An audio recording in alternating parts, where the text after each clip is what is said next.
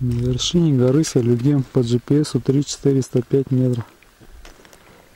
Восхождение 3 часа из долины, где палатки стоят. Там высота 2588.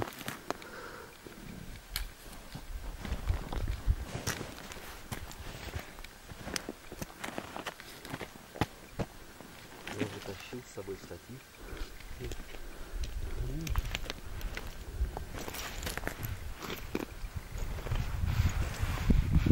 Я хотел